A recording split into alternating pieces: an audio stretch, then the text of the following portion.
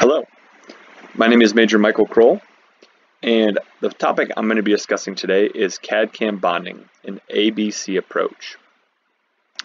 This idea actually came to me when I was helping one of my dental residents out at Fort Sill come up with an end-of-the-year presentation, and it ultimately made it into one slide of his end-of-the-year presentation on how we could use a principle like ABC to bond or stick to all of our CAD/CAM restorations. In multiple different presentations I've given through different dental health activities and residency programs over the past 5 or 7 years, the topic of how do we bond to these different CAD/CAM dental materials came up repeatedly. So I also had a conversation with Nate Lawson, who many of you saw present yesterday, about what is the simple approach that he would take in order to teach bonding to all of our CAD/CAM restorations. And it kind of came to me that we could use something as simple as ABCs and apply that little acronym to trying to stick all of our CAD/CAM restorations to our teeth that we work on in our military dental clinics.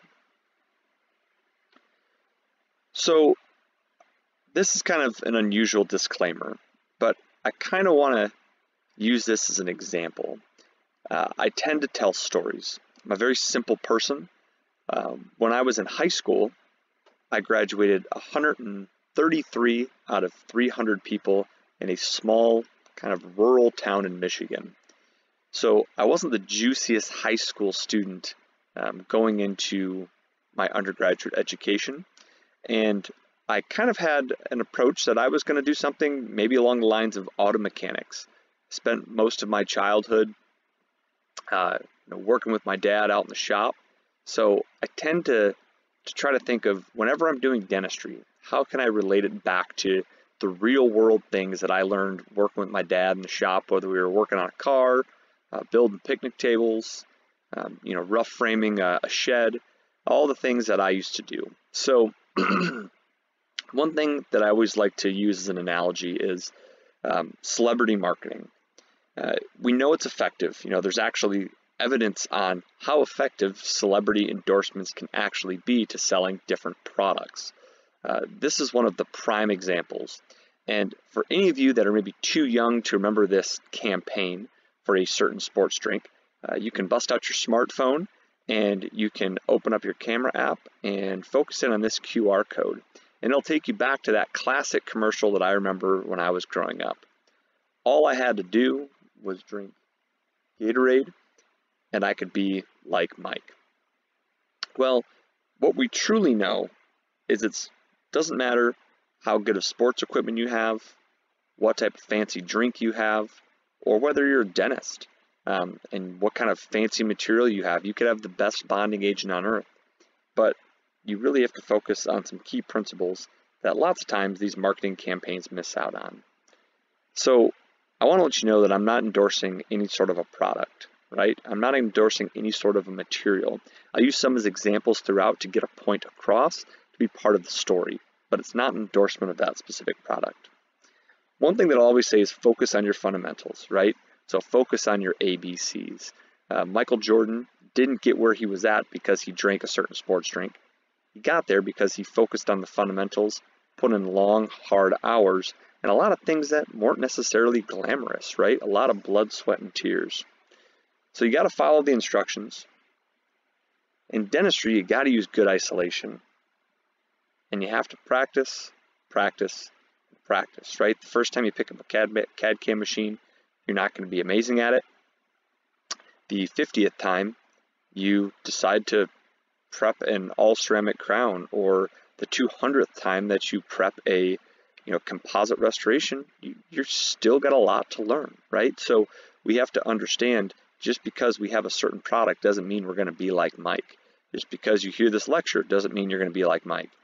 And I don't mean me, I just use that as an analogy, right?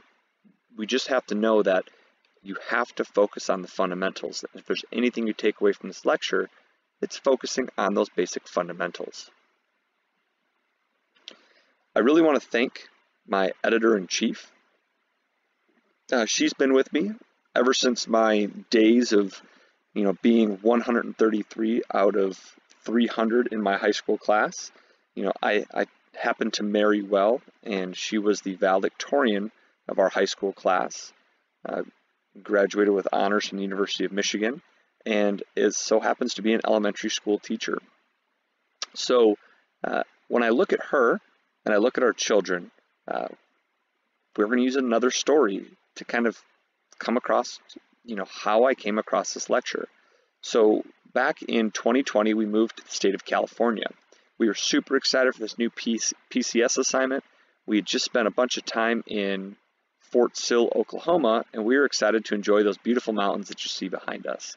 Well, 2020 had different plans, and my wife's elementary school education background went into homeschooling our two kids during some COVID shutdowns.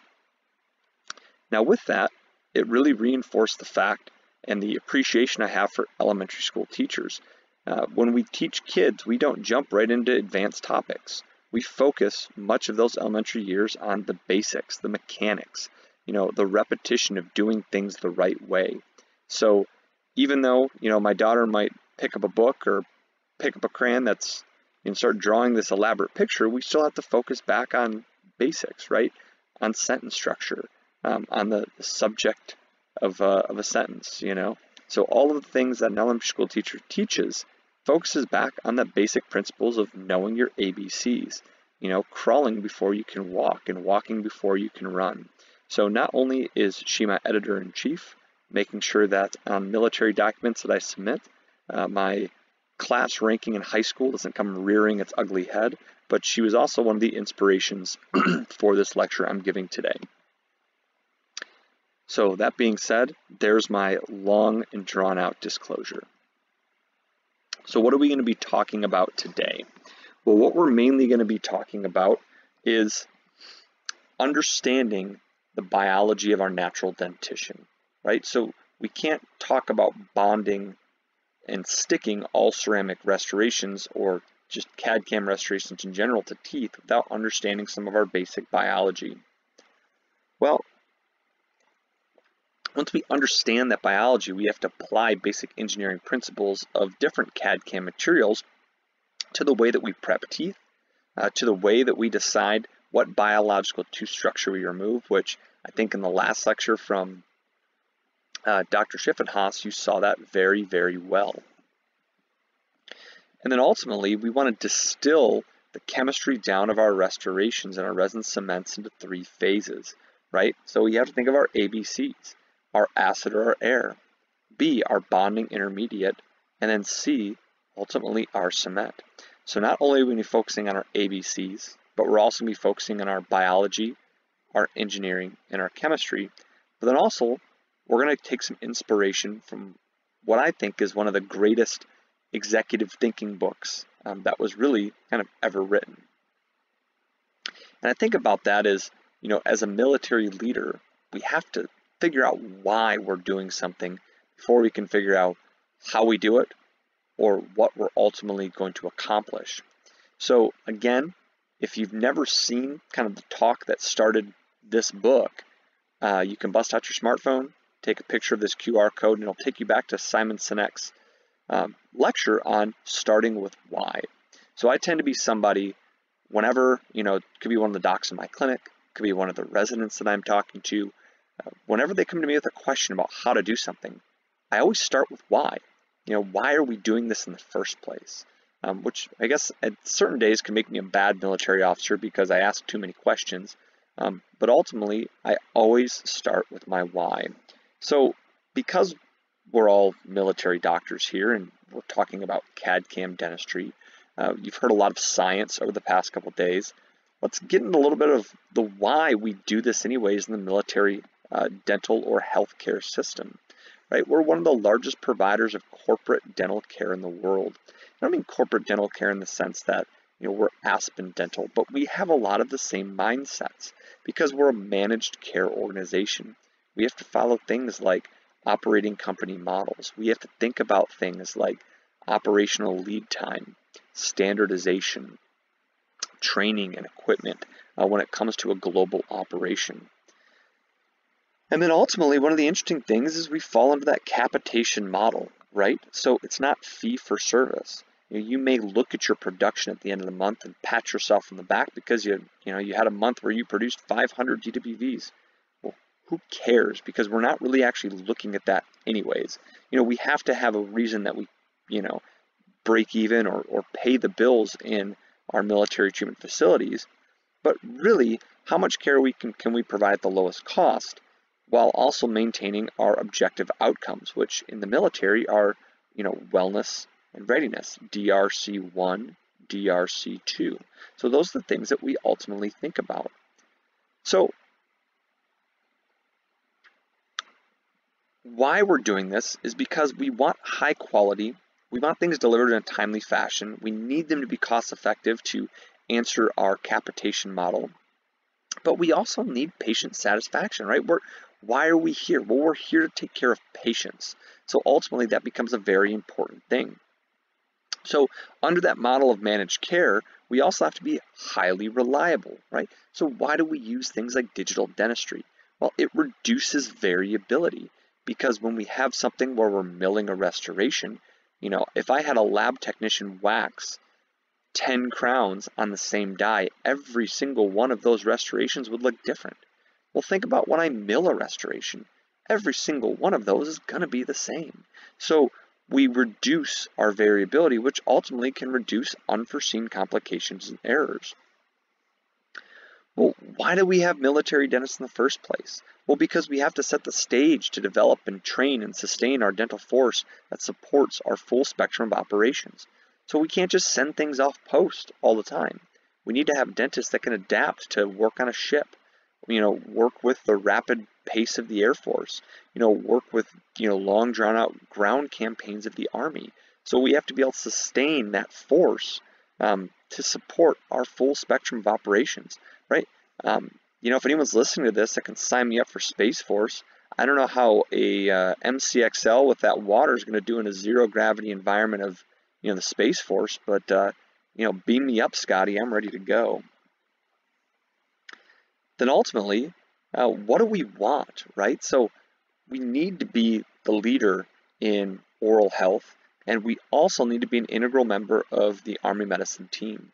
So at every location that I'm at, and even here, right, what are we doing? We've got Army, Navy, Air Force, civilians. What are we trying to do in a big joint environment like this? We're trying to build relationships. These relationships are really going to help us set that joint mindset in order to take care of some of our complicated problems.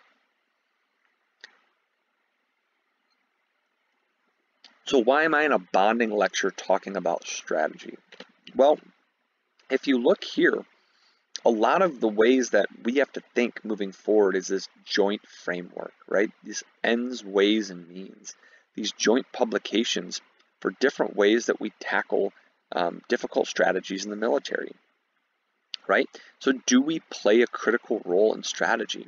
Well, as providers, one thing I found that's very helpful is being able to speak the language of my bosses. So if I go in and talk to my post commander, and I start talking about megapascals of bond strength, and I start talking about biaxial flexural strength or fracture toughness, they don't care, right? They don't care.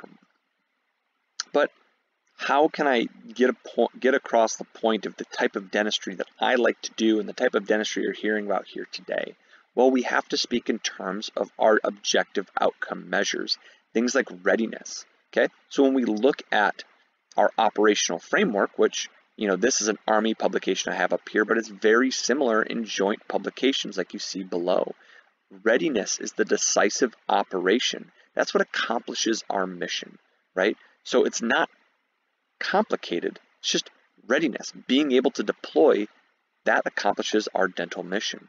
So that's the number one priority of the Army, and if I had to guess, probably the number one priority of the Navy and the Air Force as well. Okay, what about all the other cool stuff that we have, right? The orthodontics, the aesthetic dentistry, the fixed prosthetics.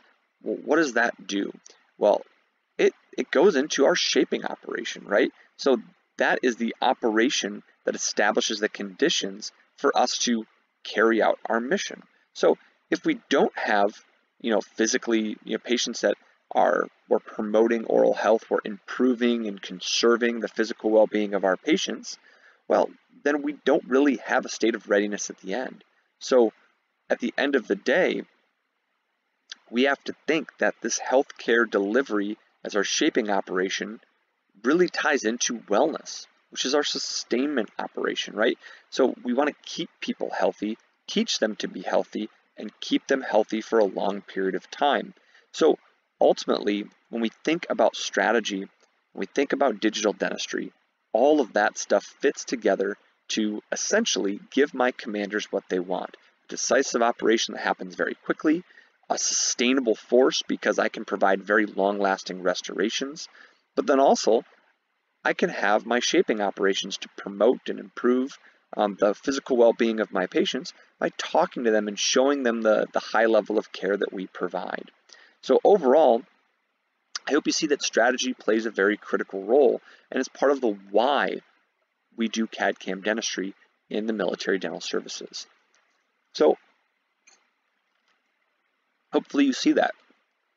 Why do I incorporate digital dentistry?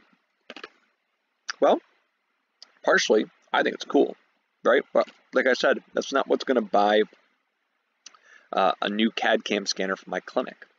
We have to speak in terms of how, my boss at the Defense Language Institute or your boss at your location would speak. We decrease our lead time, right? So the time the procedure takes to complete. I don't care how skilled of a lab technician you are, it's going to take you longer to wax, cast, or wax, invest, and press a restoration than it would be to mill a restoration. It just is. Even when we're getting to 3D printing now with some of our rapid prototyping with our additive manufacturing, we're getting to the point where it's actually quicker to take a scan, print a 3D model out of a rapid draft resin than it is for us to take an alginate, pour it up, and trim it. So we're getting to the point where our lead times have drastically decreased. We increase our patient satisfaction. Even though we've shown some beautiful amalgam restorations, just the nature of the beast with a lot of my patients is they don't want a metal restoration. So that metal restoration may be better than a plastic restoration, which is my composite when we think about mechanical properties. But if that patient ultimately does not want metal in their mouth, or they don't want that silver restoration in their mouth, how can we provide them something that may have the same amount of longevity? Well, we can do that with digital dentistry. We decrease variability, which we discussed earlier already, right? So that lab technician that's going to wax up something is going to wax up differently every time or pour it up differently every time. When we print or we mill, our variability is going to decrease. And ultimately, why we're doing digital dentistry and why we're talking about it here right now. Well, timing is everything. I think right now we're at that early adopter phase of digital dentistry, and ultimately it's becoming one of these moments where as we integrate our forces under the Defense Health Agency, it becomes even more important to understand the why of why we do digital dentistry. Because with timing like this, where we all come together as one force, it's really critical that we all are on the same sheet of music, understanding exactly why we have this cool technology and why we ultimately provide it to our patients on a daily basis. So if I spoke too long explaining that, just remember, less money, less time, happier patients, safer patient, and increased readiness. So when we think about this too, right? If they say, well, it doesn't matter if I get a crown in this tooth right away or not, we can always go ahead and put a cuspal coverage, build up on there. That's great.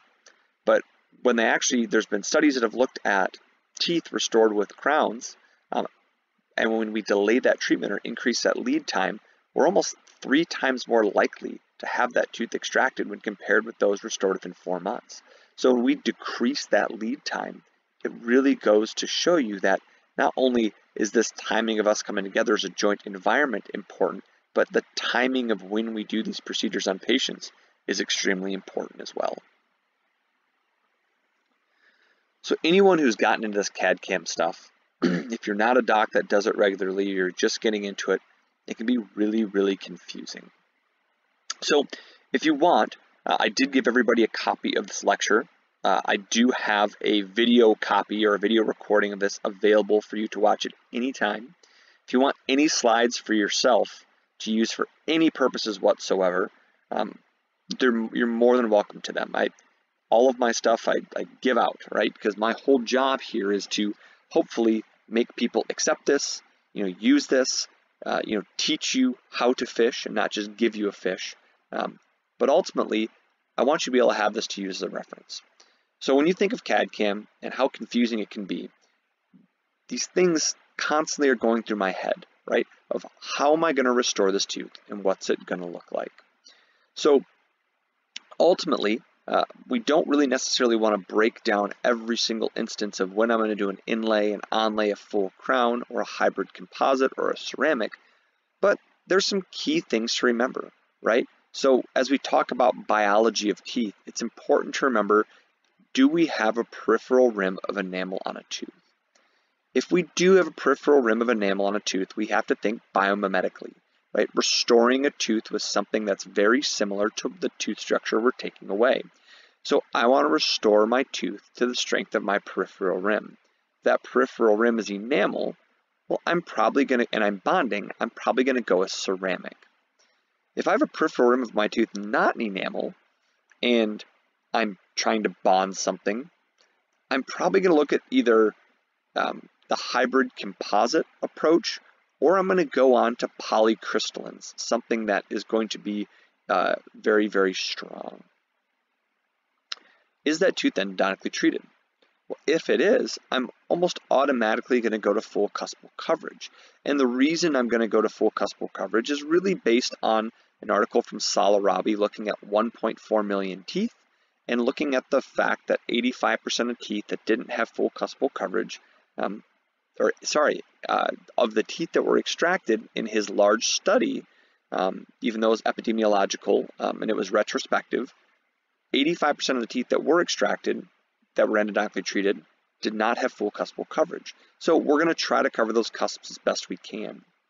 If the tooth isn't endodontically treated, then we have a lot more decisions to make, right? So we have to think of the buccolingual thickness. We have to think of how much interproximal surface we're doing. And that's going to get me to the fields of inlays and onlays, right? And if I have a small restoration that's less than half of my interocclusal width, I'm not going to use CAD/CAM.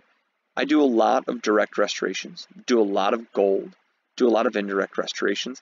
I'm in a full scope practice, so I do just about everything. The other thing you'll see, which may be different than some of the other lectures that you've seen throughout this presentation if they're non-military, is I feel like in the military, we don't get the luxury of restoring virgin teeth. And I even use like air quotes around virgin teeth. I don't get the luxury of restoring lightly restored teeth. About 85 to 90% of my day is replacing stuff like this. A patient comes in a sick call and there's a fracture or there's biting pain. This is the type of stuff that I deal with on a daily basis, right?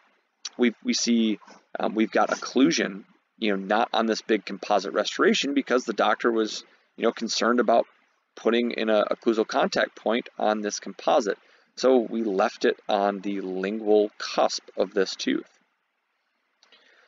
If you ever really want a good article to read, and I know it's not necessarily directly related to this picture, but there is a really good article that was released in 2020 that is a review of the clinical literature on the restoration of root canal filled teeth.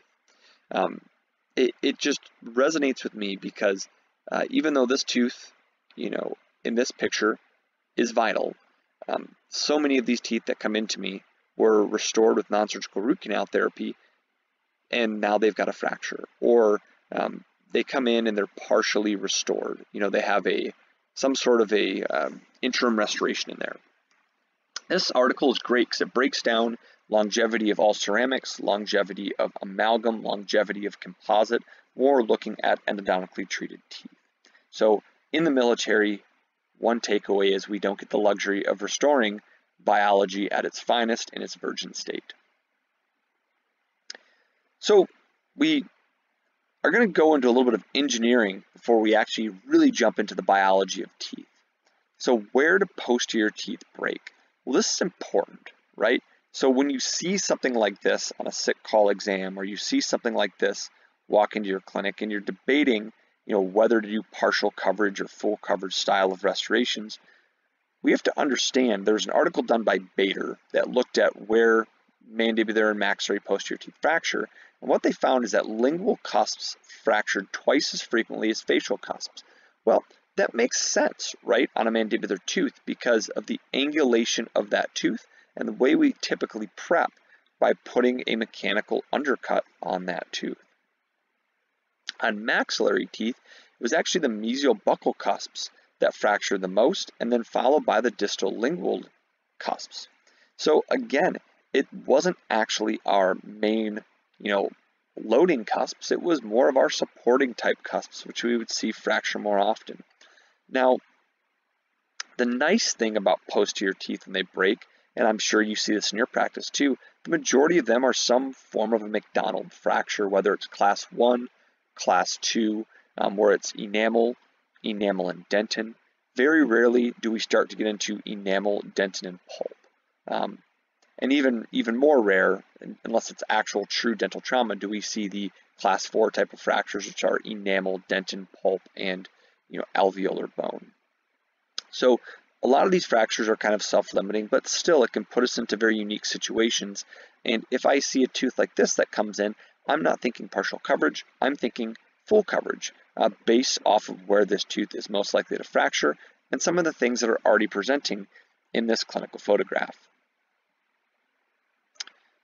So we understand the why, right? So the why we do CAD CAM in the military.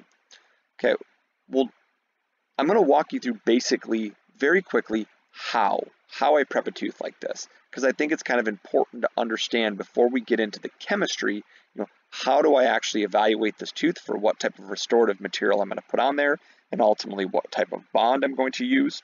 So I want to show you kind of my simplistic burr block.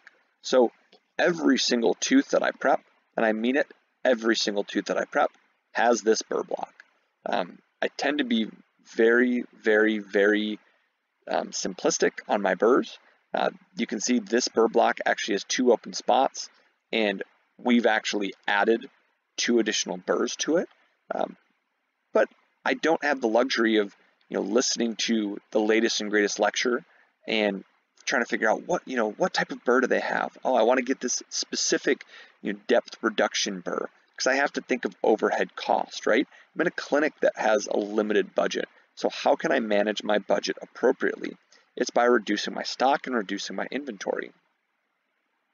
So in the government, we also have to have single-use burr blocks. So in an instance like this, I try to find things that are in what's called our e-catalog. So if you have your phone on you and you want to take a picture of this, and don't worry, every time you take a picture, your iPhone or your Android should open up a new tab so you have this stuff for later on. But this is pretty much my burr block from eCat that I can order in the government system to give me pretty much every amalgam, composite, or indirect restoration that I could possibly imagine. So this is what now fills up my burr block. So I don't use a fancy depth reduction burr. I use a 245 burr, which is a little over 3 millimeters in cutting length. And by the time we divide that in half, it's about 1.6 millimeters. And so I use half of the depth of that burr to go ahead and actually cut some depth reduction grooves. So when I do that, I'm also going to use it to break my contacts as well. The reason I like to break contacts is actually because it's going to make my restorative process easier. Much like when I'm doing a posterior composite restoration and I pre-wedge to make it easier to seat my band and keep my gingival sulcus out the way, I also will use a little flame diamond to make sure I open up that gingival floor so I can easily put in a matrix band and develop a really nice contour. That's That's why I always break my gingival floor contacts on my indirect restorations. The next thing I use is a barrel diamond. So with the barrel diamond, I turn it on its side so the shank is facing buccal or lingual, and I reduce the occlusion until all of the lines are gone. So I think of this kind of like a paint by numbers, right? So simplistic, don't make it hard, make it simple, keep it simple, stupid. All you got to do is turn on its side, get rid of the lines. Okay, once we do that, you can use whatever coarse, fine, whatever kind of diamond you want. I tend to use a coarse round end diamond to break my contacts and visualize my peripheral rim to finally decide what type of restorative material I want to use. So in a situation like this, you can see that I've got a peripheral rim of enamel. Okay, so now I'm thinking I'm going to do something ceramic. Okay, is this tooth endodontically treated? Well, no, it's not. Okay, does this restoration include greater than 1/2 of the inner proximal or inner occlusal width of a proximal surface? Well, yes. Look at the size of that composite restoration in the tooth. So we're going to go ahead and look at getting rid of that. Once we did that, does the remaining cusp or wall have less than 2 millimeters of buccal lingual thickness? Yeah, in this instance, it did. Every single cusp that I went into either had a crack or had a buccal lingual surface that was less than 2 millimeters thick. So I'm going to be doing an onlay. Well, in this instance, it tends to be a 4-cusp onlay because I have to cover up every single cusp because every single cusp is less than 2 millimeters thick at its base. So that's how I kind of walk through with a very basic burr block and this is maybe a 7-minute prep, 8-minute prep, doesn't take very long to do. I can make a very good decision on what restorative material I want to use. Okay, so now that we've prepped the tooth, we've got the peripheral rim of enamel, we have to think biologically what we're trying to restore. Okay, so we're still on the basics. So teeth, when we think about what their function is, they're going to be different depending on where they're at in the mouth. But at the end of the day, we're using them to break down food and aid in phonetics, right? But the cool thing about these teeth is if we maintain the vitality, over time, that tooth is going to respond to wear, like deposition of tertiary dentin. We're going to use the PDL as our tooth movement organ to maintain our contact with our opposing teeth. So overall, it's a really interesting system, right? Even though we're just using it to break down food, it's a lot more complex than an all-on-4 or an all-on-6 type of restoration. The form of teeth is going to follow their function, right? So when we think about how teeth are actually formed, and tomorrow Pascal Magnier is going to lecture, and I think his book, Chapter 1 and Chapter 2 of the biomimetic approach to anterior all ceramic restorations, breaks it down so beautifully. Talking about how our fossa and our buttresses or our lingual marginal ridges on our anterior teeth actually play a very critical structural role in how the teeth function, right? It's kind of like we think of Wolff's Law. So when you're in anatomy class and you heard about, the way long bones are formed are based on the stresses that are applied to them. Well, if you think in an evolutionary term, obligate carnivores like you see on the top are going to have teeth that have different functions than obligate herbivores like the cow's teeth that you see on the bottom of the screen, right? So it kind of applies to the above statement, right? So if that species was biologically successful and was able to reproduce, the teeth are going to probably respond to their form meeting their ultimate function. So does mastication play a role in this? I say yes, absolutely it plays a role in this.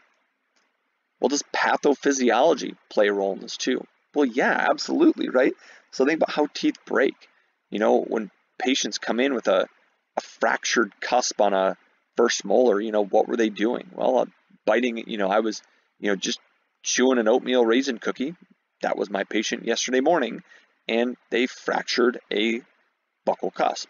You know, when I'm talking to a patient that comes in with a broken central incisor, what were you doing? I was biting into a piece of beef jerky, and when I pulled on the beef jerky with my front tooth, my tooth cracked. So different types of pathophysiology playing a role in mastication. One is an oblique force, one is a compressive force, but both of them can lead to the pathophysiological breakdown of teeth over time. So we look at this tooth here, right? And we really have to start thinking about, does form follow function? Did we set this tooth up for success? And is this the proper selection of restorative material for this tooth? So let's focus on our enamel rim, okay? So what is our enamel rim like so we know how to restore it with the appropriate dental material? Well, it's the hardest substance in the human body, which I think is pretty darn fascinating, right? Its dominant feature is the enamel rod. So when we look at it microscopically, it almost looks like glass or a mineral or a rock. It doesn't look, biological by nature. It's 95% hydroxyapatite crystals. So what does that tell me? That tells me it's very little water, very little organic structure, and it's something that we're going to be able to probably have pretty stable over time. What's its purpose? Well, it doesn't really have a lot of strength by itself, but it protects the dentin. So let's think of some of our restorative materials, right? I'm not going to be talking about dental materials per se today, but if you think about it, what is primarily crystalline, maybe weak on its own, but has a very stable, long-term life. Glassy ceramics, right? So glassy ceramics tend to be really good enamel replacements. But enamel is also going to give us the basic shape to our tooth. So as our tooth functions and wears over time, that enamel is going to function and wear and maintain the overall shape of the tooth. It's also going to aid in chewing, right? So if we have something soft on a tooth, it's going to wear a lot faster. So think about composites that you see that are 10 and 15 years old. I don't care how well they were placed, they're going to wear and they're going to change at a different rate than the enamel that you find around them. When we look overall at amalgams, well, amalgams don't wear and change at the same rate as a composite. They tend to maintain their shape long term, very similar to that of the natural tooth. Now, there's disadvantages to amalgams, but overall, from a longevity perspective, if you have them properly engineered, that's why amalgams last so long, right? Because they maintain their shape and they can really hold up to the mascatory forces. So when we bond to enamel, we have to think of these prisms that are made up of those millions of hydroxyapatite crystals. So those hexagonal shaped crystals run parallel to each other from the DEJ outward in a radial pattern. So that can also affect how we prep teeth. So I'm sure, in that last lecture by Dr. Schiffenhaus is pretty thought-provoking on the way that he preps teeth. And hopefully you see some of the same ways that I prep teeth, where we try to maintain our preps above that compressive rim on the sides of the tooth to maintain the integrity of our enamel rods at a peripheral zone around the tooth. That's critically important. So when we think about enamel bonding, and we said there's very little water, well, think about just like putting a sealant on a tooth, right? Water and sealants don't mix. Enamel bonding and water don't mix. So it's predictable, it's durable, and it's relatively technique insensitive if you can keep it dry. This is a micromechanical linkage at its finest. So when we etch enamel, typically we're going to use something like 30 to 40% phosphoric acid.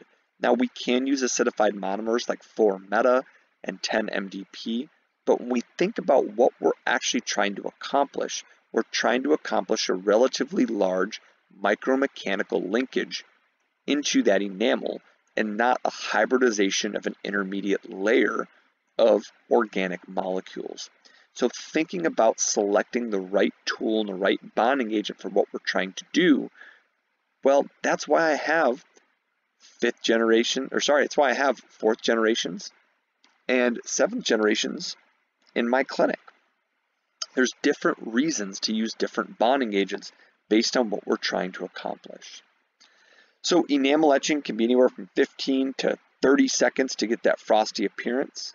I tend, as ridiculous as it may seem, to rinse for as long as I actually etch for to remove precipitates from the actual etched surface.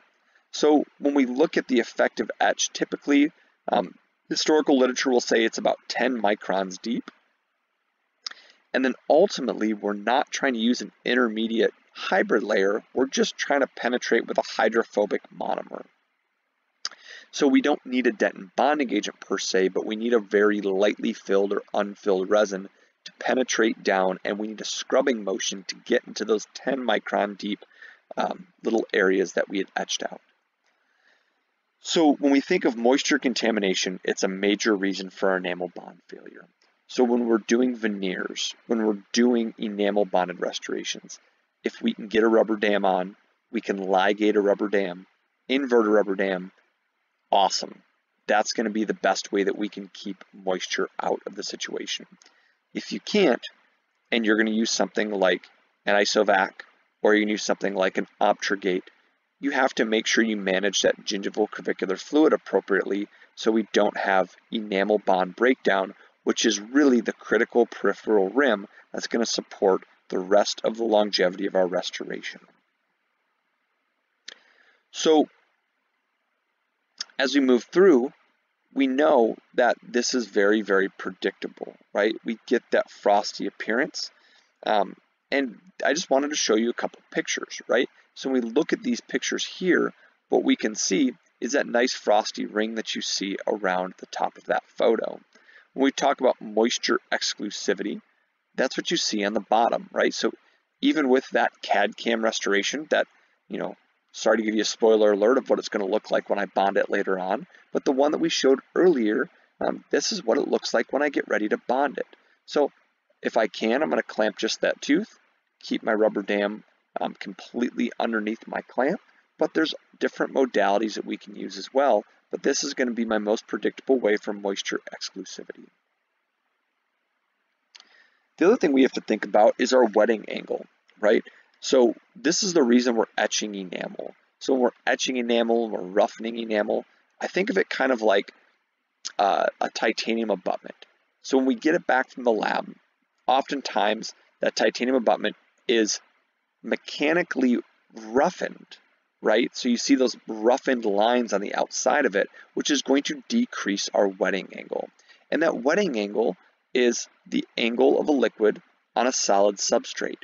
So if you ever wax your car and you see water bead off your car, think of that as a wetting angle of greater than 90 degrees, meaning that wax is going to cause the water to bead off that surface. As we go ahead and decrease our wetting angle, what that's actually going to do is allow that liquid to soak into that surface.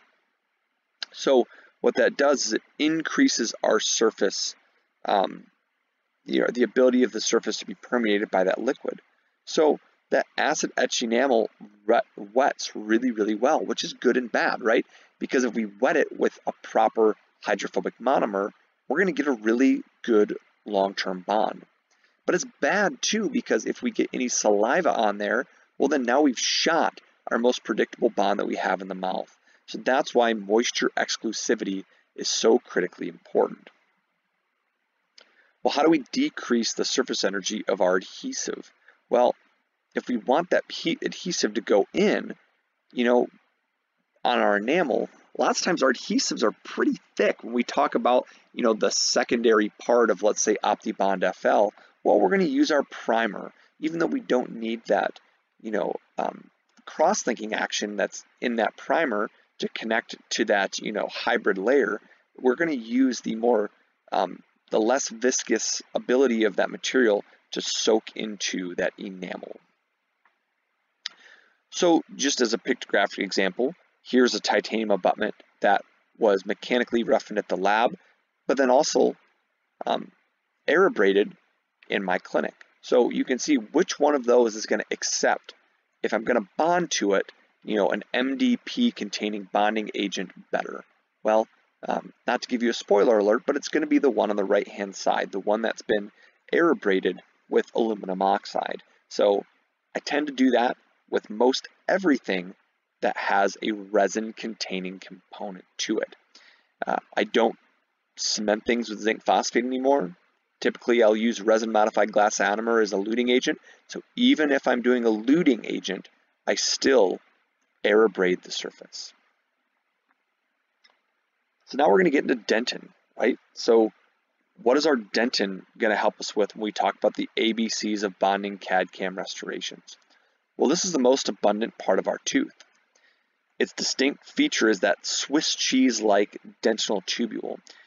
It can be our best friend because it can give signals to the tooth and let the tooth know to deposit different types of dentin, whether it's secondary or tertiary. It could also be our worst enemy, right? If we don't manage the dentin properly, we can lead to, hypersensitivity.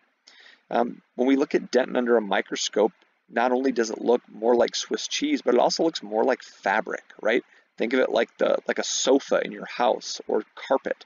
There's these little, fibers that kind of stick up, and they're embedded with hydroxyapatite on them to kind of give them shape and purpose. So we do have 70% hydroxyapatite, but still that hydroxyapatite is on the outside of our dentin, much like the nerds on the outside of a nerd rope. One of my favorite candies of all time. So this does give the tooth color though, right? Because it's super abundant and we do have collagen, we tend to get a lot of the color from our dentin. So a lecture for a different day, but when we do anterior aesthetic restorations, which is one of the topics I usually love to lecture on, people are always worried about this, how can we be ultra conservative with our veneers? Well, we can if our dentin allows us to. If we're trying to change color, like let's say this staining that we have on this tooth on the bottom, well, we can't be ultra conservative because that enamel layer that we're going to put over top of it with our biomimetic material is going to allow that dark color to show through. So it's super important to remember that principle. So as we bond to dentin, we have to understand that it's more organic material than enamel, right? So because we have these collagen fibers and we have these interspersed hydroxyapatite crystals, and it is a dynamic tissue, we have to treat it differently at different levels, right? Our elastic modulus changes the deeper we get inside the tooth. It becomes more flexible. Those dentin tubule cross sections become bigger across. And we have less and less of that hydroxyapatite, which we can actually utilize for a chemical, actually covalent linkage, to our actual bonding material, as opposed to, just some sort of a basic micro tag into the actual tubule itself. So, like we said, that tubular network, increases. Or the size of them increases as we get deeper down into the tooth. So the important thing to think about isn't the number, it's the concept, right? So the deeper we get into our dentin, the different material we're probably going to want to use, right? So if we are 0.5 millimeters away from our pulp, leaving a lot of free resin behind probably wouldn't be a good idea. Right, so using calcium silicates extremely deep for a very, very deep indirect pulp cap or even a direct pulp cap would be a better idea than placing something like Vitribond, which is just going to leach resin into our pulp chamber and ultimately not do us any favors in the long run other than make us feel good because it's something that we did when we were in dental school. Ultimately, one thing we have to understand with dentin is it's different than enamel bonding, and water is okay. When I say durability is questionable, I have a big asterisk by that. And it's not the fact that the durability of the dentin bond is questionable. In fact, if we use myself as a case example, as an N of 1, I have bonded composite restorations that are over 22 and 24 years old that have never been replaced show no signs of leakage, and they're definitely into my dentin on my teeth. So the durability is not necessarily questionable. It's the technique sensitivity, the different types of micromechanical and chemical etching that we have to use, and the dentist's ability to understand that, just because you have OptiBond FL, you're not going to be like Mike, right? You have to understand how to use OptiBond FL properly. You still have to keep the tooth excluded from moisture like gingival cavicular fluid. So just because you have Clearfill SC, just because you warm your composite, you ain't like Mike, right? You gotta understand how technique sensitive this stuff actually is, which is what makes the durability ever so questionable. So we can do things like total etch. We can do things like self-etch. So we can also do things like selective etch. So I tend to be much more of a selective etch type of person when it comes to my dentin bonded restorations.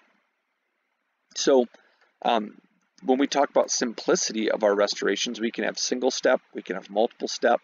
Generally speaking, what I tell people is the more steps, probably the better it's going to be, right? But the more steps, the more technique sensitive that product then becomes.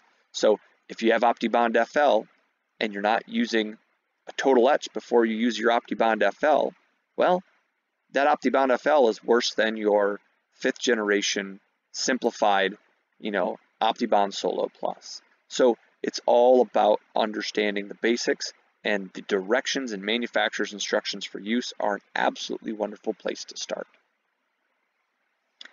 So at the end of the day, what is bonding, right? So I go back to working with my dad in the shop, right? When we would, paint a picnic table, or we would, we restored a 1945 Army's Jeep when I was in high school. We had to bond paint to surfaces. We had to use stain to penetrate wood. So there's different types of surface treatments, but ultimately it all comes down to bonding those dissimilar surfaces together. So that's what bonding in dentistry is too. It's attaching a material to a tooth surface. So the adhesive or adherent, the material that when applied to a surface and the substance can join them together, resists separation and transmits load across the bond.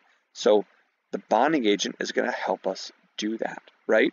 So there's different varieties, different flavors. So we have things like Scotch-Bond Universal Plus, which is one of our 7th, or some people call them 8th generation, or universal one-step self-etch mild type of bonding agents. We have things like OptiBond Solo Plus, which is the bonding agent that I'm convinced will never die in the military. Every place I go, it creeps up. Just when you cut it out of your supply, somehow, like a unstoppable rebel force, it finds its way back into your supply room. I don't use it other than putting on orthodontic brackets if it is available in my clinic, because there's better options out there. If you use OptiBond Solo Plus, you're not a bad dentist. If you follow the directions, your restorations are going to last a long time. So at the end of the day, you don't have to have Clearfill SC Protect, Warm APX, and fiber reinforcement to do great restorations. You just have to use sound principles. So when we think of the contamination of our bond, and we look at this, we've known for a very long time that moisture contamination of acid-etched enamel surfaces significantly affects our bond, right? When we look at this, and we look at bond strengths of sealants, 70% reductions if we have sealants placed on a surface contaminated with saliva.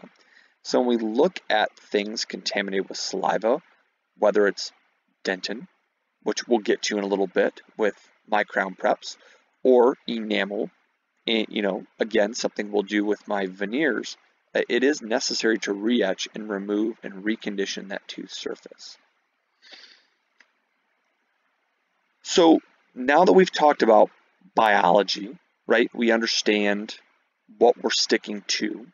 We talked a little bit about biomimetics, why that enamel rim is being replaced by ceramic. We keep harping on isolation and why good isolation is important. Well, there's no greater humbling experience than working with dental residents. I love you guys. I know some of my former dental residents are listening today. You have made me a better human being, and you have taught me a lot of things along the way. Some of them good, some of them bad. This was maybe one of the bad ones. So one of my dental residents a few years back kept telling me that he didn't like the ISOVAC or the ISOLITE in because on a crown prep he felt like it got in the way of the lingual surface of the tooth to providing a quality restoration. So after a little bit of back and forth with that resident, I finally capitulated and said, you know what, if you can't see it, you can't do a good margin. Well, as soon as the patient's mouth filled up with water and they didn't suction enough, the patient gagged, sat forward, there goes the burr in the floor of the mouth. And this is what we got once everybody picked themselves up off the floor. We controlled bleeding. You can see exactly why good isolation is important. Now, that being said, it's not just the residents. That's not like this is a bad experience in general, because every single crown prep that I do in the posterior, I use either an ISOVAC or rubber dam.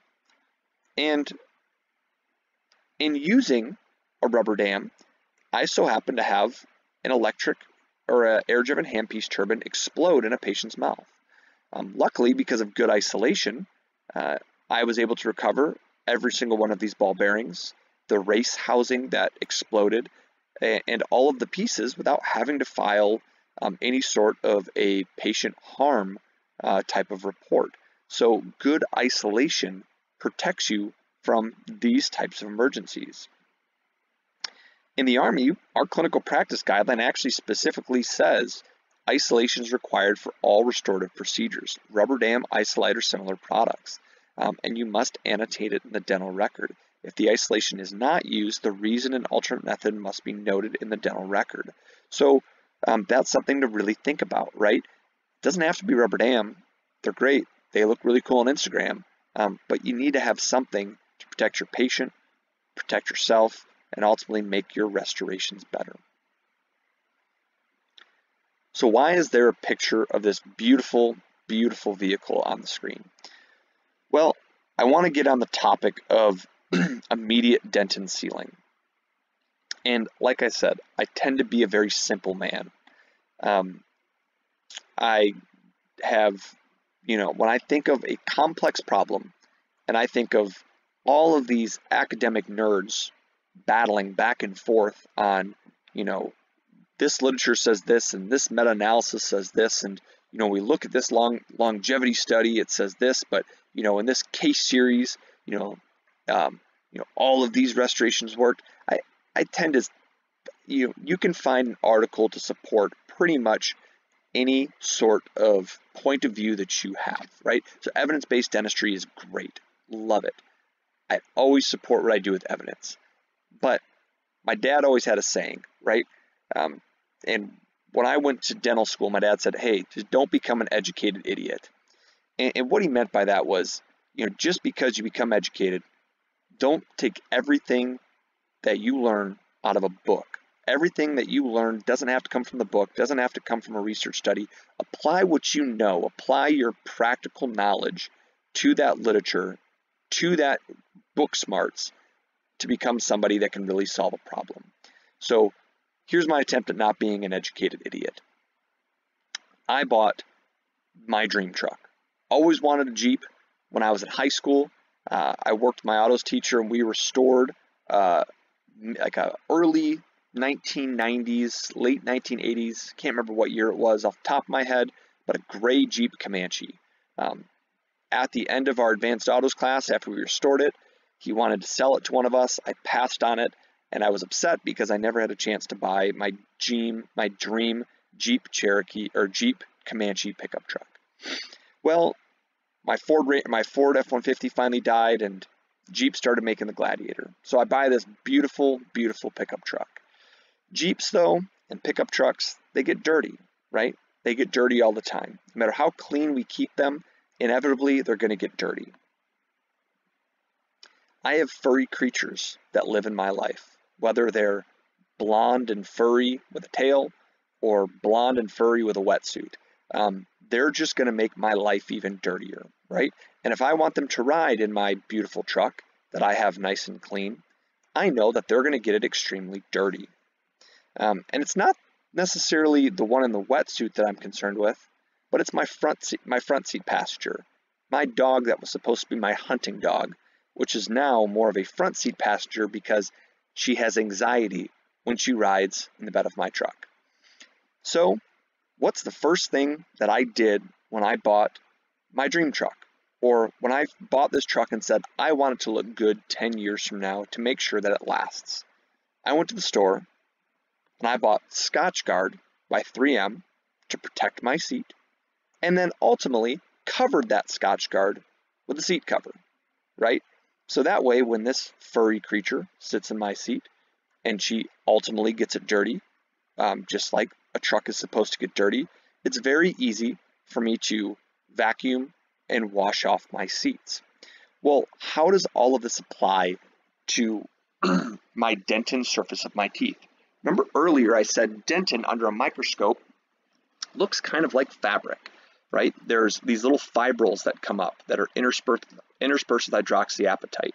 Well, the second we take off that wonderful isolation while we're either A, waiting for our patient to have the restoration milled, or the patient gets up to use the restroom, or we're polishing our provisional back in the lab, it's like this furry creature sitting down on your preparation. It's going to get it dirty and scuzzy with we don't even know what is in that patient's mouth, right? So what do? Well, I use another 3M product in the mouth. Instead of Scotch Guard, I use Scotch Bond, right? I cover my dentin with something that's going to put a plastic coating over top of it. Then, just to make sure, in case the spill is pretty big or the saliva is pretty gnarly, I cover it up with a plastic coating, right? So I use something like Filtech Bulk Fill or Filtech One Flowable, right? So in my Jeep, I've got my Scotch Guard and my seat cover. On my tooth, I've got my Scotch Bond, and I've got my flowable resin layer, right? So there's literature to support this as well, but it also, from a common sense perspective, just makes sense, right? If you have something that looks like fabric under a microscope and you want to keep it clean, so when you eventually do, put something on there like a crown that you want to last for a very long time, you want that surface to be easy to clean and better to bond and better to restore to. So if you're not familiar with immediate dentin sealing, I'm sure throughout the course of the week you've heard people mention it, but ultimately, there's been some pretty smart people that have really looked into this topic. So one of them being Pascal Magne, who's talking tomorrow. One of them is Dr. Nakato out of the University of Tokyo, which, Dr. Schiffenhaus and some of his products that he uses are heavily studied out of the University of Tokyo. So two really big players in kind of the resin coating and immediate dentin sealing camp say, from a more scientific perspective than my analogy, that it reduces pulpal irritation for a vital tooth. It helps prevent coronal leakage in endodontically treated teeth. Improves bond strength with your resin cement long term because it allows your resin bond to mature with time. It preserves tooth structure when used to block out undercuts because you don't have to remove tooth to get rid of the undercut. You can just block out that non-structurally critical area. And it allows for easier insertion of your restoration because you ultimately will have a smoother prep and a more intimate fit with your final restoration. So, I won't walk you through, and belabor the point on how I did the Scotch Guard and seat covers on my Jeep, but I will walk you through how I do an immediate dentin seal on a tooth, right? So let's use the tooth that we've had as this main example throughout this presentation. So first, we have our preparation. So we finish it as smoothly as possible. We use steel round burrs for caries excavation and fine diamonds for the rest of the prep. Now on this one, I used a coarse diamond in this photo, but I did go back with a fine diamond to touch up my enamel margins. And the reason for that is when we look at a fine diamond versus a coarse diamond, we also have to apply it and think about when we're trying to stick two surfaces together. if you think about it from kind of a macroscopic level, and you're trying to glue two pieces of sandpaper together with with glue, they're going to pull apart relatively easily because of those spaces that sandpaper is holding up. Even though the surface is rough and you'd think, man, they should stick together really well, it gets to a point where too much roughness is a bad thing. If we take two sheets of regular writing paper, glue them together, that surface interaction, just the closeness, you're going to have different types of, forces that are actually going to hold those two surfaces together. It's almost like capillary action when you have two glass plates and a thin little amount of water. That's going to stick glass plates together. You roughen up those glass plates a little bit too much, you lose that capillary action. So that's why fine diamonds tend to be very important. Well, then I take it one step further, and I always like to use something like a caries disclosing agent. So even though I don't practice BioClear restorations in my practice, I have incorporated some of their teachings from their course into my everyday preps. And one of that is removal and management of biofilm and less than ideal dentin, right? So once I kind of clean up all of that disclosing liquid with some water, you can see areas where, man, maybe I still have some debris on my margin. I still have some biofilm hanging out at my margin. So let's go ahead and let's clean all of that up. And now we have a surface which is ready to accept our coating. So we have to have that moisture exclusion. So in this photo, I'm using an isovac. I know it's not as pretty as using rubber dam. Trust me, on this patient, for the final product, I actually did use a rubber dam. But overall, for preparations, I prefer having an isovac for my preparation and my immediate dent and seal over having a rubber dam. Maybe it's the quality of my dental assistants. Love my dental assistants, they're great. But sometimes they get a little overzealous with suction up my rubber dam. Sometimes they're not paying attention and they may push my burr into the rubber dam, which causes a very loud noise and makes my patient upset. So I prefer, for my moisture exclusion on preps, to have an isovac. So then we go ahead and coat the preparation. So in this instance, when we coat the preparation of the tooth, what we're going to be doing is we're going to be using our bonding agent. So for this tooth here, we're thinking immediate dentin seal, right? So I'm going to get some resin on my enamel margins. That's okay, because we're going to go back and fix that in a minute or so. But what I'm going to do is apply my bonding agent, cure it, and then apply a low viscosity composite resin, preferably with a high elastic modulus, or an elastic modulus that's going to match that of superficial dentin. So something in the range of 14 to 15 gigapascals. So then we're going to cure it. Well, then it's super important, because once we cure it, anyone who does 3D printing knows, even though you cure your 3D print and it comes out of the printer, it's going to be sticky and gross, right? So how are we going to get rid of that, low conversion layer of composite? Well, there's two ways. One way is we can wipe it with isopropyl alcohol, or we could use glycerin cure again.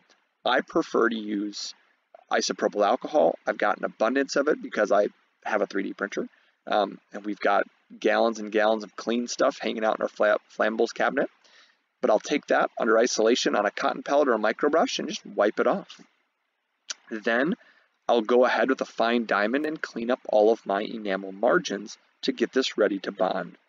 So from there, we're ready to scan our tooth, which is, I do this before I scan, and then ultimately, if you want, you could place your provisional restoration, or we can go ahead, scan, take out our isolation, and then just remember that we have to clean this prep before we deliver our final restoration. And ultimately, what are we actually trying to reproduce? Well, we're trying to reproduce that dentin enamel complex. Because when you think about how we're trying to stick things together, our dentin enamel complex is that really tight junction or complex. And the reason I say junction or complex and not junction is a junction is a point where two or more things are joined. A complex is many different interconnected parts, right? So we think of the DEJ, and we know there's enamel tufts, we know there's scalloping, but we still call it a junction. All right, it's not that simple interface. And same thing with our dent and bond. It's not simple, right? We have micro tags for more of an interspersed kind of a layer. Lots of times we'll use things like fiber reinforced composites. And when we use fiber reinforced composites, those are going to be things almost like enamel tufts, right? Where that's going to help us convert some of these tensile forces back into compressive forces and help distribute our load. So our pulp is the last thing that we really haven't talked about, right? When we talk about enamel bonding, we talk about dent bonding, lots of times you don't think about the pulp. We think about it as an emergency just in case something happens if we get close. But we have to understand that we do form secondary dentin as the tooth and the root respond to stimulus throughout time.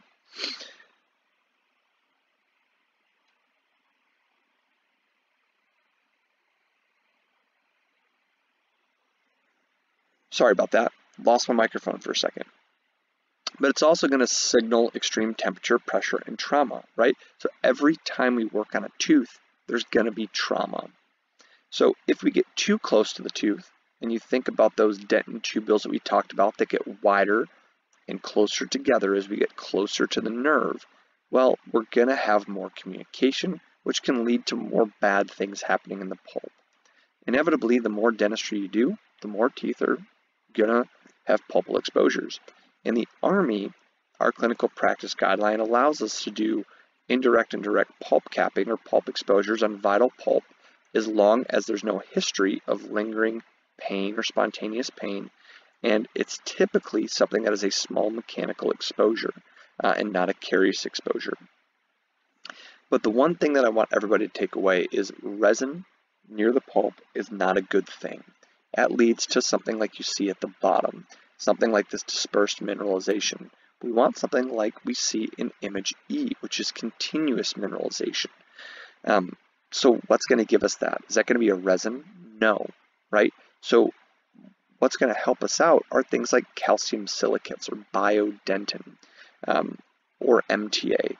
When we look at doing restorations like Theracal and Vitribond on top of a nerve or in very, very close proximity, what we're giving the tooth is actually something that's very cytotoxic to the pulp because uncured resin is very bad. So if you're looking at placing a pulp cap, always look at placing a pulp cap that's going to be more effective at continuous mineralization versus dispersed mineralization. So always choose something that does not contain resin. So situations like this, right? When I have a tooth that presents like this on a young patient, what's going through my mind? Well, I don't instantly want to think endo, post, core, and crown because we can have significant reductions in survival in non-vital teeth compared to vital teeth. That goes for fixed dental prosthetics, such as bridges and single unit crowns. So I want to maintain pulp vitality. So in situations like this, I use things like biodentin. I don't use a ton of amalgam anymore, just because my patients don't want it. I have the ability to produce restorations that have similar mechanical properties and longevity that meet my patients' demands because I want happy patients. That's part of what I do, right? Informed consent is one thing, and I inform them, but I also want them to be happy, right? So, but I still use my amalgamator because I mix it like I would amalgam. I use 5 drops of liquid, we triturate it for 30 seconds, and then it takes about 10 to 12 minutes to set up. And the 2 times that I use this is for pulp exposures, and I also use this for resorption repair. So if I have a 3rd molar that comes out and there's a resorption in the 2nd molar and it's going to be something that's totally covered up and away from the oral cavity, we'll actually place biodentin and suture the tissue around it, and we get very good results with a bony healing around those areas. So in this instance, I used Clearfill SE with a selective etch type of technique. This was a resident of mine a few years back that did this, and overall, she provided a very high-level direct composite restoration with a mylar strip, and maintained pulp vitality with that 2 millimeter thick layer of biodentin.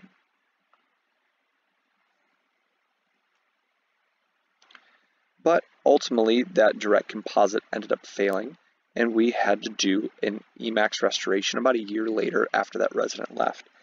And the nice thing was it still maintained our pulp vitality. We were able to get adequate retention resistance for him, and I was able to follow up with the patient for about another year and a half until they PCS'd, and very nice results maintaining pulp vitality. I've got very high hopes for this tooth long term, based on the fact that a year and a half later, 2 years later, we still have great pulp vitality based on our pulp sensibility testing.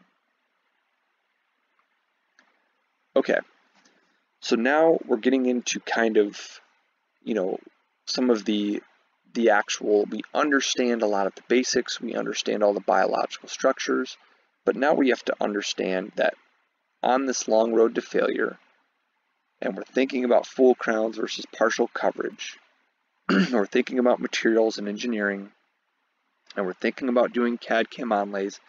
Now, what have we forgotten? Well, we forgot to talk about how we actually stick to restorative materials. And this is where we're literally going to be using our ABC principles for the rest of this presentation. So, in talking ABCs, we're going to first break down some basic CAD/CAM materials. Now, because this was already discussed yesterday, we're not going to break it down much further than what you probably heard in Dr. May's lecture. But we're going to talk a little bit about my classification system goes from provisional to hybrid to ceramics, and we kind of go from our high aesthetics and high strength materials going across from left to right on this continuum, right? But I also lump this into 2 additional categories: our glass materials and our non-glass materials. I did promise Dr. Griffiths, I think in the chat box yesterday, that I would include gold and discuss a little bit of the Army workflow for gold. So my ABCs do also apply to gold as well. So when we think about CAD/CAM materials, let's think of 2 basic principles: glass and not glass, okay? And this is what's going to really help you simplify how you stick these materials to that really nicely prepared, biomimetically driven preparation and sealed tooth that we discussed earlier in this presentation. So remember A, B, C. And ask yourself the question: is it glass or is it not glass? What is your primary biological substrate? Because that's going to allow you to think about what your bonding intermediate is. And then ultimately, think about curing and your cement, which is your C, right? Can you light cure through this material? And this is really going to guide you on your proper cement selection, and it's going to guide you on how you're going to prepare these materials to stick them to whatever you're trying to stick them to. So, we take that tooth that we discussed earlier on, and we're getting this thing isolated. And the way I like to isolate it is put that rubber dam on. I'll take a piece of, and I'll put the rubber dam on first. I'll then take the clamp, place it over the rubber dam, take a piece of dental floss, tie it underneath, and really help pull that rubber dam down. And I'm going to start to get things clean, right? So we talked about how to do an immediate dent and seal, but then how are we going to clean that preparation at the delivery of our restoration? So at the delivery of the restoration, this is what I do for almost every single tooth that I do. I have a chair side air abrasion unit. I have 2 of them. One is a Danville micro etcher, which has aluminum oxide. The other one is almost like a Profi jet that you would see in BioClear lectures, or you would see from Henry Schein. Mine is from Darby Dental Supply. It's in the government e-catalog. If anyone's interested, I can put the e-cat part number up there. And that one has aluminum trihydroxide in there for composite type of restorations and biofilm removal. So what I typically will do is I'll gently aerabrade my preparation and etch the enamel with phosphoric acid. So typically for this, to remove biofilm, I'm going to use the aluminum trihydroxide intraorally. I'll use aluminum oxide extraorally. So if it's in the mouth, I'm using aluminum trihydroxide because it tends to be a little bit more food safe, a little bit less abrasive. And then I'm going to etch my enamel with that phosphoric acid. And then I'm going to use a resin-based luting agent to wet my preparation down. This is just based off of, an article from Monnier in 2014. And if you see in this picture here, because I'm completely coated as a resin surface, I'm actually just going to go ahead and etch everything to make sure it's nice and clean. That brings us now to our A, right? So for this restoration in particular, I chose lithium disilicate.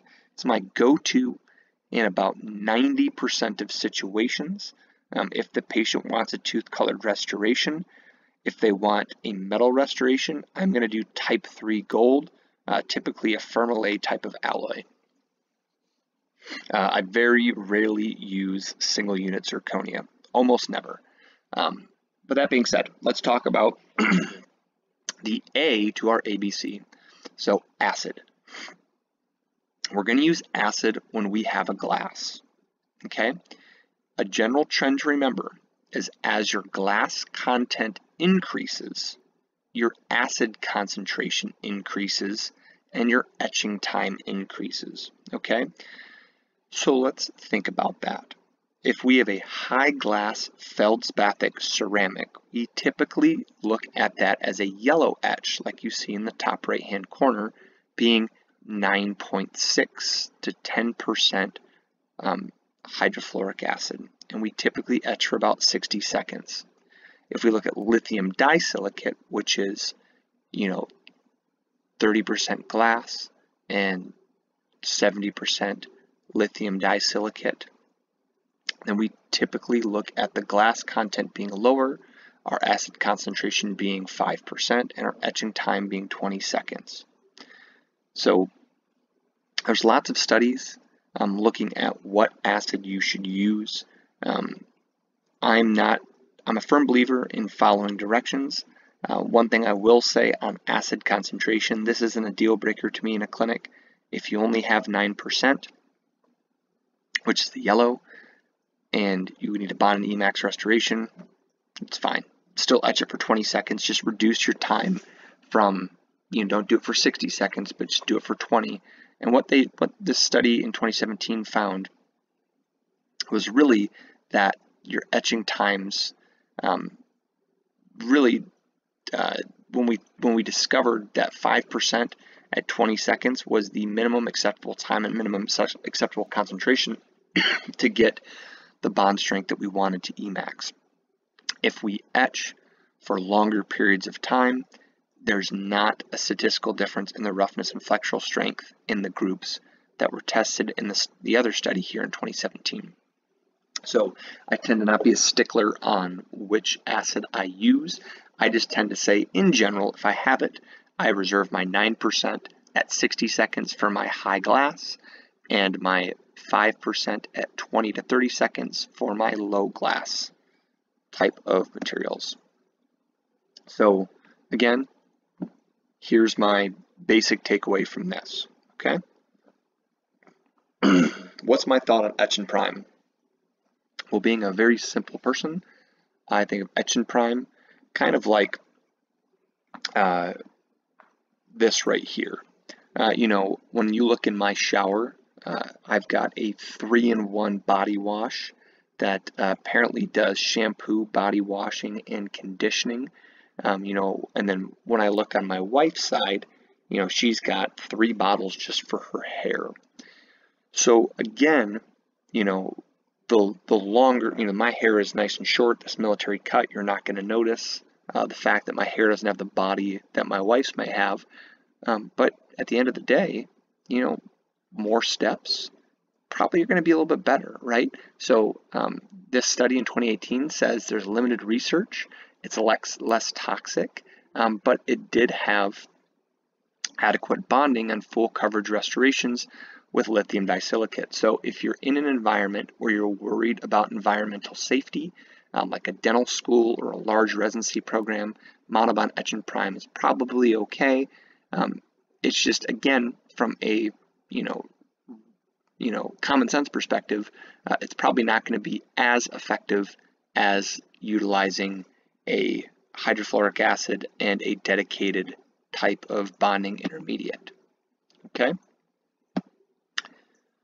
So now we're going to get into our non-glass, right? So with non-glass, we still have an A, but it's not acid, it's air, right? So we're going to use aluminum oxide, and we're going to use it at approximately 1.5 bar, or around 20 to 25 psi, to roughen the surface of the non-glass. Okay, that could be composite, that could be zirconia, that could be gold, that could be titanium. It's really important to remember that if you're trying to follow the APC concept by Marcus Blatz for using zirconia, this is what he recommends for the chairside or lab micro etcher. And it's important to understand what you're actually etching with. Okay, when we're etching with glass beads from an air etcher, it tends to look more like a tennis ball. So it's really not going to etch a surface, but it's going to do a good job at knocking out debris. If we're etching or air abrading with aluminum oxide, it's like we're using rocks or throwing rocks at the surface. It's going to leave little dings and little chips and little nicks in the surface, which is ultimately what we want, because we want to increase the surface energy of that surface, decrease the wetting angle so we can get proper penetration of whatever our bonding intermediate is going to be. So do my ABCs apply to RMGI restorations? Yes. Any resin-containing material, I'm going to follow my ABC principles.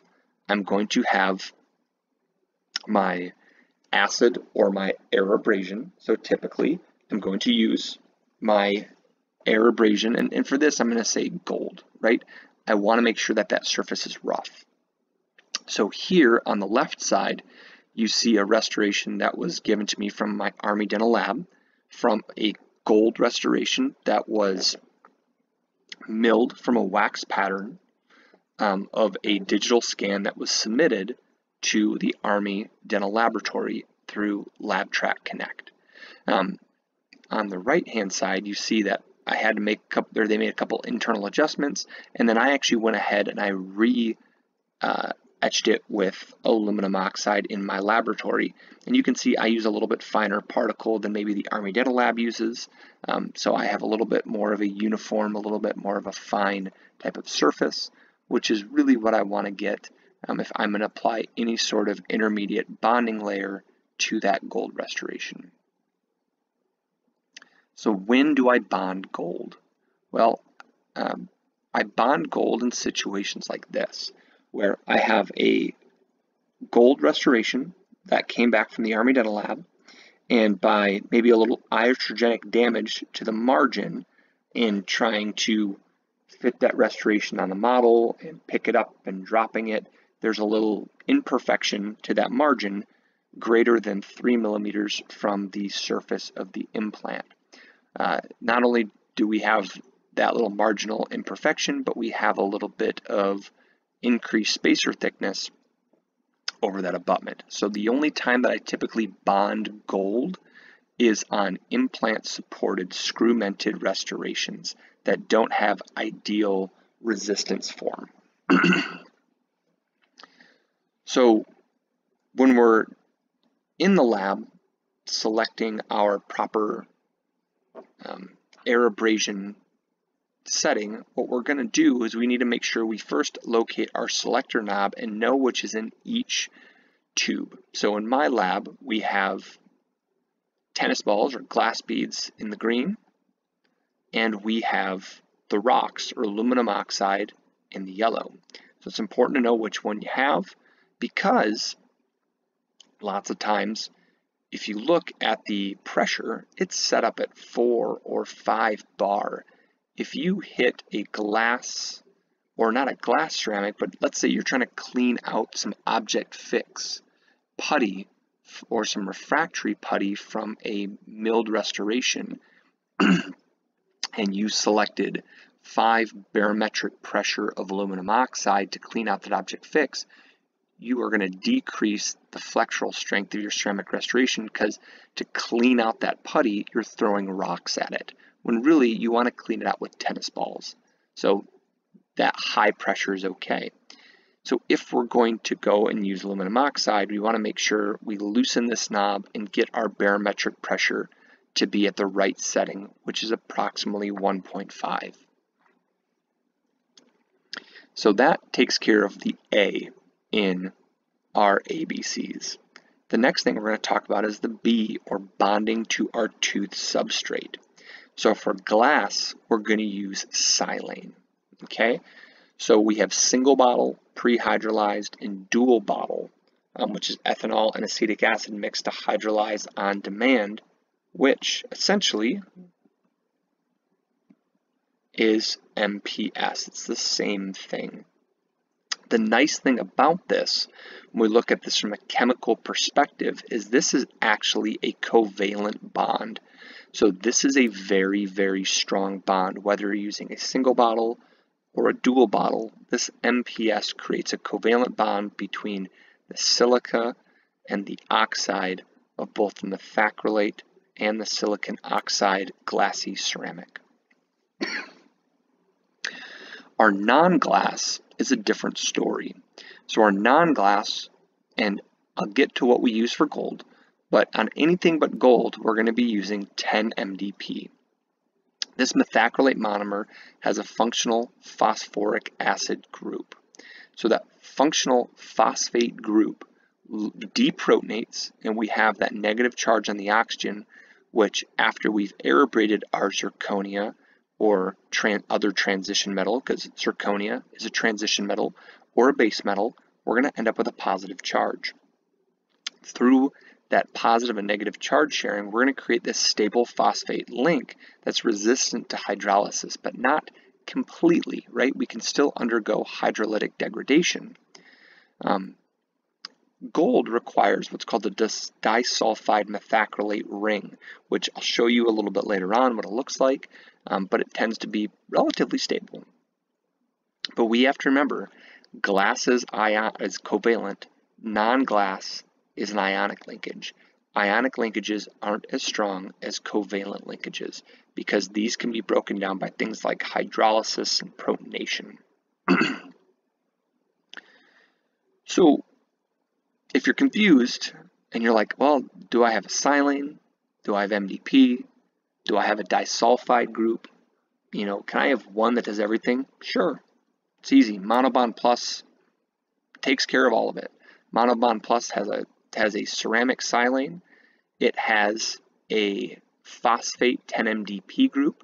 So in this instance here, I'm using the 10 MDP component on my titanium abutment that's been aerabrated with 1.5 bars of aluminum oxide. And then I'm also using it inside of my Olympia crown, using that methacrylate gold ring structure. So if you see here, this is also a covalent bond to the gold.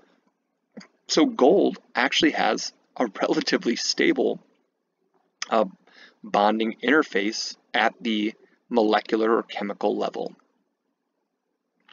And then ultimately, you know, once we seat the restoration together, we can go back with a greeny point or a brownie point at that margin, make sure it's nice and smooth under a lab microscope, polish it up to a mirror-like finish, and now we have a very, very smooth surface, cemented extraorally, but we still have a screw access hole on the top, so we are able to take a titanium abutment, a gold crown, bond them together extraorally, and essentially have a screw-retained restoration that decreases our overhead costs of, that entire thing being made out of gold, and also allows us ease of fabrication and the ability to try this in the patient's mouth as two separate pieces.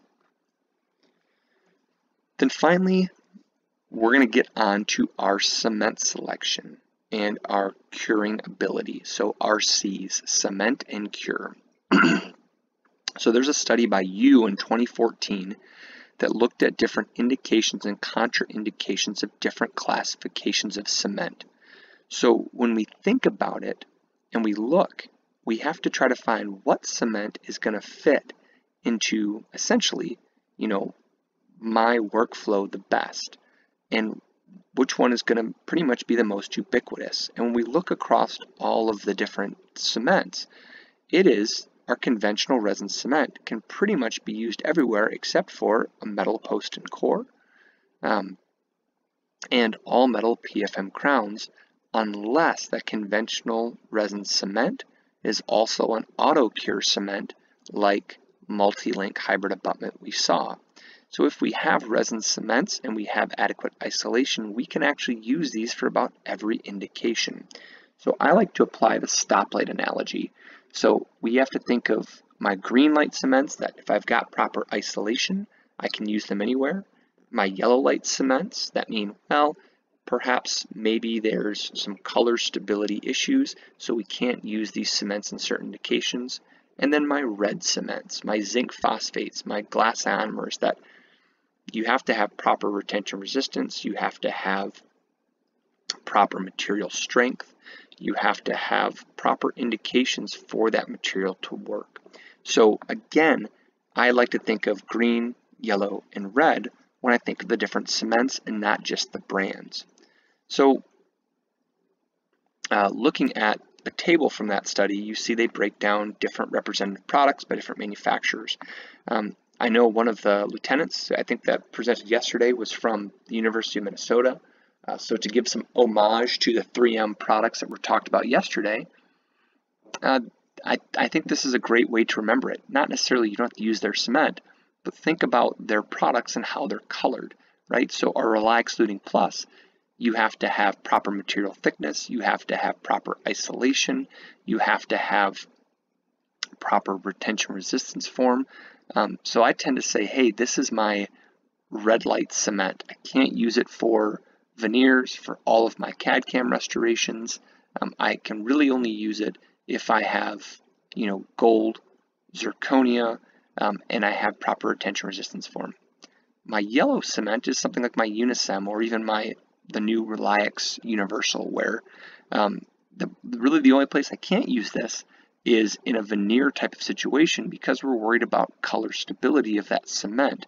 And over the long haul, we don't want it to turn yellow on the patient. So it's really one of those yellow light cements. And we think of our green light cement as our Reliax Ultimate. If we have proper isolation, we can use this pretty much any restorative situation that we see fit. So when we think about cement selection, we have to understand not only what our indication is, but also we have to think about the ability to light cure. So I tend to use a lot of dual cure resins when I'm using CAD CAM and full coverage restorative materials because of the ability of our lights to penetrate. Now, you're going to see other presentations by other people that say, light cure cements are just fine. I agree if you can have the adequate time and the adequate energy reaching that surface. But one issue that we still have, even with warmed composites, is film thickness.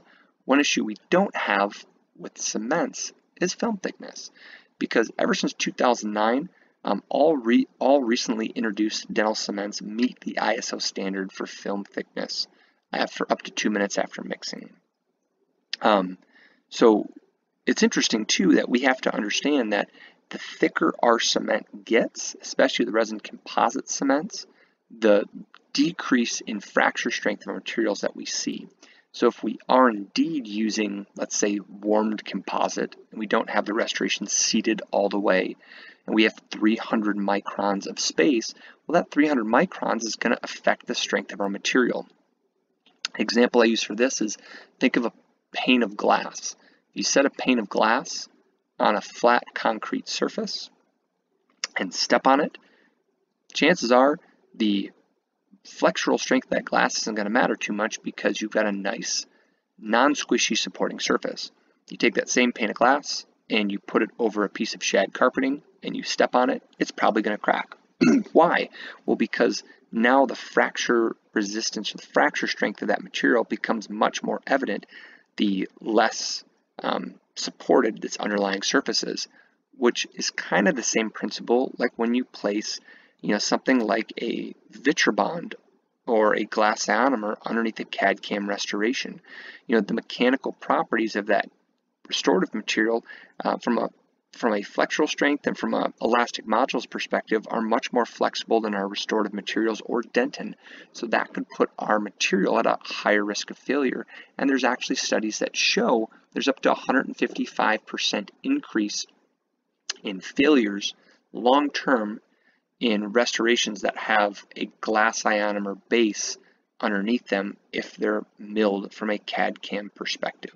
So this is kind of an important concept to remember, and this is why I still use dual cure auto mixed resin cements, because of my control of film thickness and my reduced variability in my steps.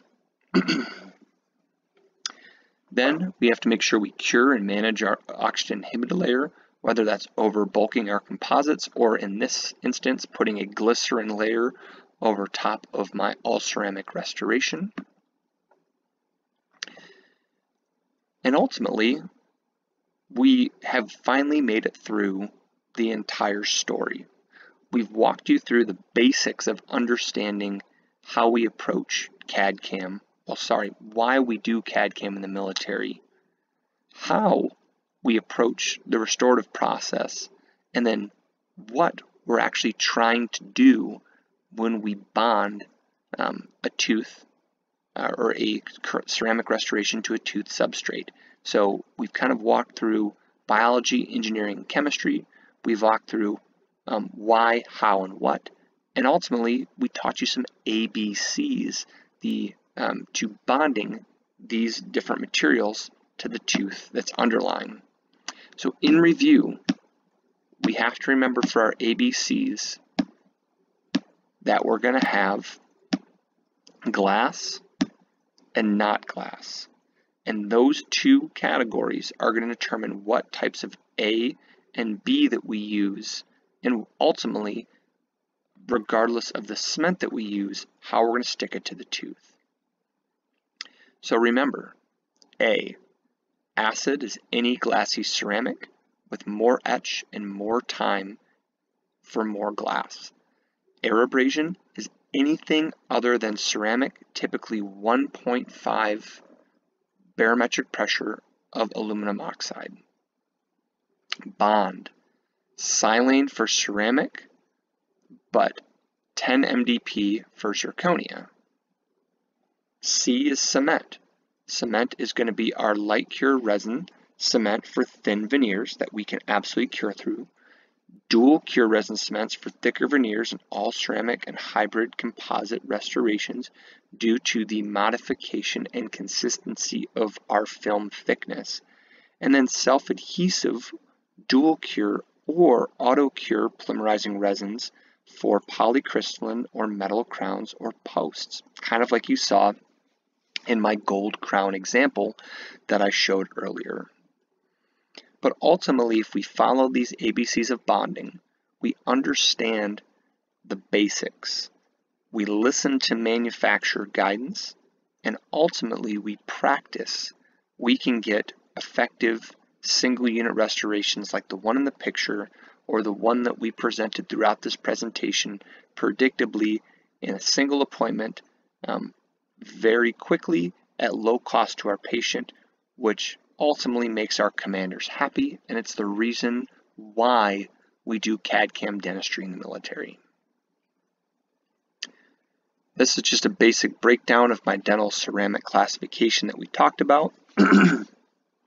If there's anything that you take away from this lecture, I try to distill it down onto these last couple of slides, so that way you have a general idea if you get a new restorative material in your clinic, whether it's Lisi or Tessera or a new hybrid block by Shofu, you kind of have a basic understanding based on it being glass or not glass, high glass content, low glass content, or composite, what you're going to do from an A, B, and C perspective.